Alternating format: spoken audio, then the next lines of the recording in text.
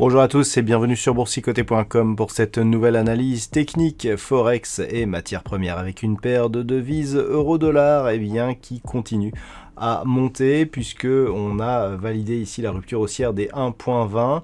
On a marqué ici une petite pause sur cette zone intermédiaire des 1.20.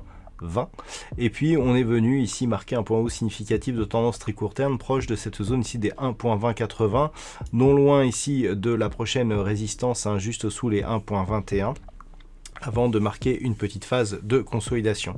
Donc ce mouvement fait suite ici à cette impulsion ici qui a provoqué donc la cassure des 1.20. Je vous avais indiqué qu'on avait ici une zone de résistance juste en dessous, et le fait ici que l'on valide cette cassure nous ouvre des perspectives au-delà ici des 1.22, aux alentours des 1.2280.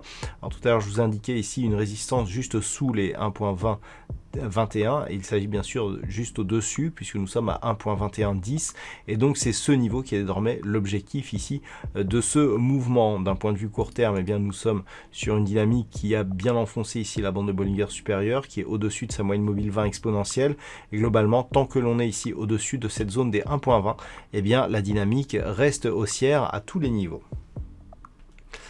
Et puis sur la paire de devises livre sterling contre dollar américain, je commentais avec vous la cassure ici de cette zone des 1,3850 hier. Je vous indiquais que l'objectif c'était la zone des 1,40. Regardez comme c'est beau l'analyse technique. Cette zone ici qui était précédemment résistance, elle a fait figure d'objectif puisqu'on est venu au contact de cette zone. On a tenté ici un franchissement avant ici de se mettre à consolider. Donc clairement, nous avons deux objectifs liés à cette consolidation. Premier objectif ici, cette zone de point haut significatif proche des 1.3915 qui pourrait donc être l'objectif de consolidation donc du mouvement très court terme actuel. Nous avons bien sûr la moyenne mobile 20 exponentielle qui se situe non loin de ce niveau, ou au choix la zone ici des 1.3850.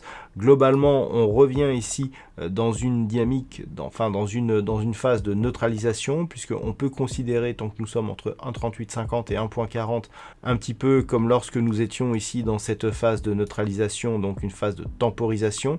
Ce n'est qu'au-delà ici des 1.40 que l'on remettrait une pression haussière donc sur la paire de devises livre sterling contre dollar américain pour poursuivre ici cette dynamique qui depuis n'est que dans une phase de consolidation qui reste technique.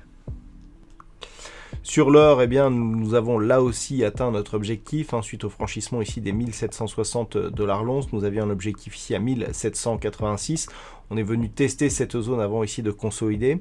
Alors là aussi, la phase de consolidation ne remet pas en cause la dynamique haussière, puisqu'après cette attaque ici sur la bande de Bollinger supérieure, on revient ici au contact de la moyenne mobile 20 exponentielle qui agit bien comme une zone de support. Donc on est clairement toujours dans une dynamique qui reste haussière. Donc on vise un retour ici rapide sur cette zone des 1786 points, en tout cas tant que les cours évoluent ici au-dessus de cette moyenne mobile 20 exponentielle.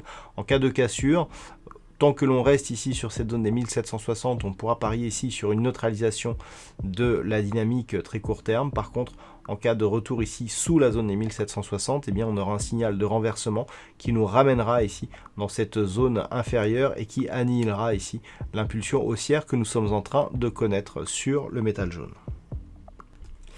Et puis enfin sur le WTI, il y a peu je vous indiquais que par rapport ici à cette phase de consolidation, on était repassé ici au-delà du retracement à 38,2% de Fibonacci, et que pour remettre de la pression haussière donc sur ce WTI, il faudrait repasser au niveau ici du retracement à 23,6%. Et bien lorsque l'on se rapproche, on peut constater ici que cette zone des 23,6% de Fibonacci, proche des 64 $ le baril, elle fait office de résistance. Et c'est ce qui est très intéressant, c'est que donc sur la baisse qui a suivi, on est revenu chercher ici le retracement à 38,2%.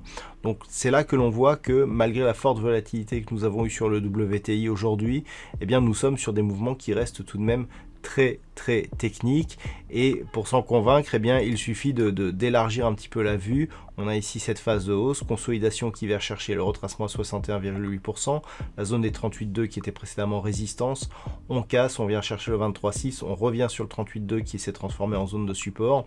Donc clairement, on est sur une impulsion de reprise haussière, malgré la phase de consolidation que nous avons connue aujourd'hui, et ce, tant que les cours évoluent ici au-dessus des 61,50 $ le baril, mais ne sera confirmé que sur une rupture haussière nette de la zone ici des 64 $ le baril, auquel cas eh bien, on visera un retour sur cette zone de résistance à 66,50 $ le baril. Voilà donc ce que l'on peut dire sur cette analyse technique Forex et matières premières. Je vous souhaite une bonne soirée, on se retrouve dès demain pour d'autres analyses techniques, toujours sur le site boursicoté.com.